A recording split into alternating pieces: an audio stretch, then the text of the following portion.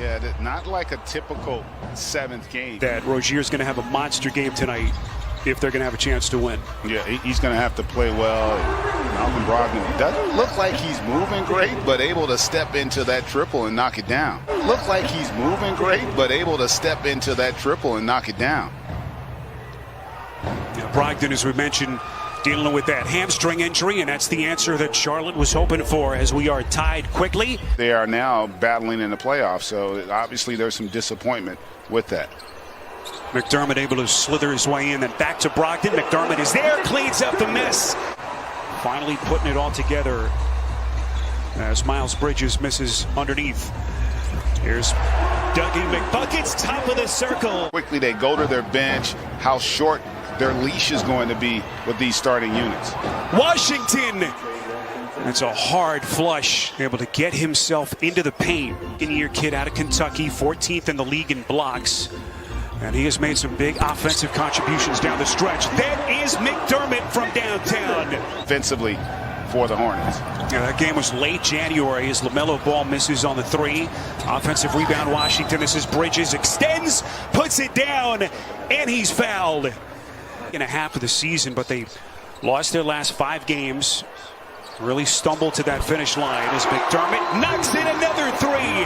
And that's really the key. That tells you the execution's there. And early on, Charlotte just seems like they're about a step slow, not playing with great intensity, and maybe that bucket by Zeller. To end that 17-4 Indiana run. Greg, you had to wonder, and Indiana had to wonder, as McDermott lines up again, corner three, gets it again. At least early in this game. Rozier off balance, patented little step back, and Sabonis clears. Here comes Brogdon. Dropping a dime, beautifully done to Brissett. How big has McConnell been for this Indiana team, especially down the stretch? All the injuries that they've had. McDermott, drive and kick out to Brissett, splash! For the Pacers. Here comes Sabonis, puts it on the deck, lays it up and gets a friendly little bounce. Well, you wanted some offensive fireworks early in this game, you got it. Pacers 7 of 10 from deep. And Charlotte just trying to weather the storm. How about Zeller's start? Winner of this one advances to take on the winner between Boston and Washington in that 7-8 matchup that comes your way later tonight right here on TNT. Beautiful cut as Sumner has his first basket of the night. I'm not sure McDermott has had a better quarter.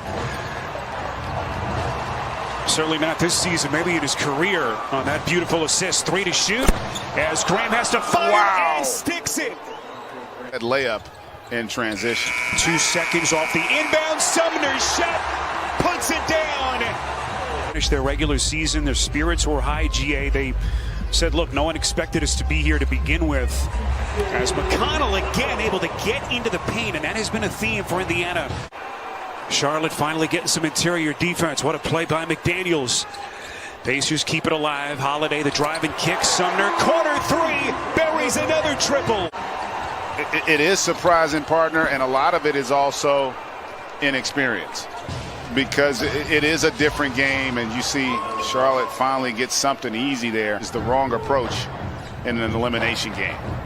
Keelan Martin missing on the three, and here comes Rozier extending to the cup. The ball in his hands. 3-point shot by Malik Monk. His first offering of the night won't go. Look at Martin going left hand. A defensive stand by Batadze. And then Indiana coughs it up at the other end. No one home for Malik Monk. Can Charlotte make a push before the end of the half? Monk backdoor. Bridges cocking it back. Just hasn't quite had his timing so far in this opening half. Yeah, they've done. That's the one thing they have done, Charlotte, defensively, is contain Sabonis, and that's a welcome sight there. Malik Monk. Just such a unique skill set. Turn back. Look at Bridges inside for Charlotte. And then at the other end, it's Monk. Washington underneath, kicks out to Monk. Shot clock at 5. Monk, the little Euro step. Beautiful dime to Zeller. And that was a beautiful play there by Monk. Showed great patience, waited for the defender to commit, and delivered a beauty for Zeller.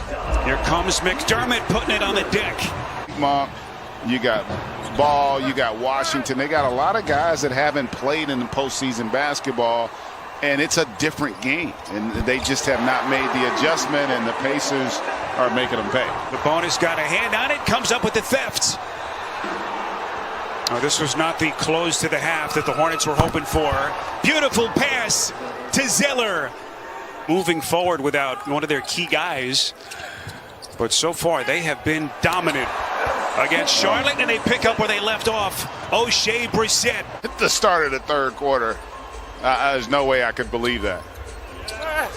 Little pick and roll action, and finally Sabonis able to get to the bottom of the... If you're Charlotte right now, over this next 3-minute stretch, you just got to get a rhythm offensively and allow yourself a chance a little bit before the tip. You do get Brogdon back, and boy, the Pacers have come out here and just been electric on both ends. In command with a 25-point lead.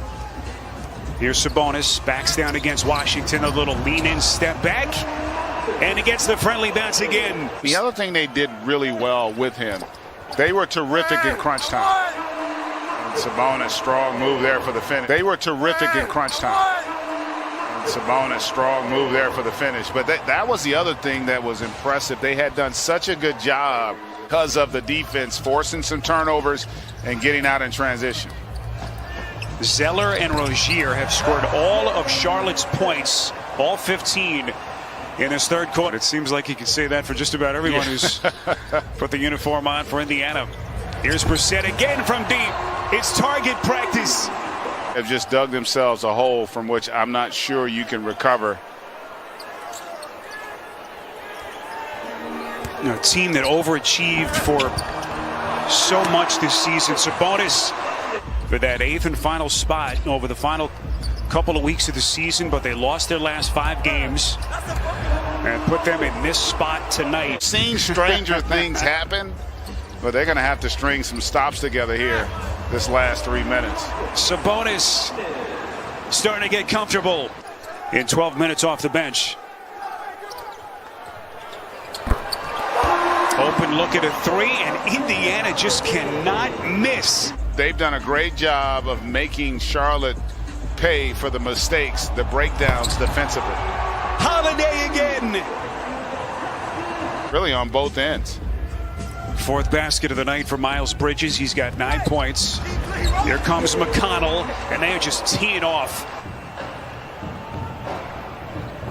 Pacers shooting at a 59% clip. 3-pointer by Bridges. It's an incredible stat, and you know, he didn't have it going offensively, but his passing and rebounding. Indy's still going to have to win another game to be able to advance to the postseason. So as great as they've been tonight, they're going to have to bring another great effort. Beautiful little pass by McConnell. All the issues that they've had as LaMelo Ball's 3-pointer bounces in. Here's McDaniels. And look at that Indiana defense extending about 5 feet beyond the 3-point line. At the prospect of some of these matchups over the next couple of days. Off balance flick at the rim won't go. It is Batadze. He's definitely had a much better finish to the game than he did start. T.J. McConnell, and they're going to count the basket. Because they're not going to allow him to play anymore in this game. It's about the only thing that hasn't gone right for Indiana. And you know what? Based on how things have been going, you would expect Washington to have a great chance to get this win on the road.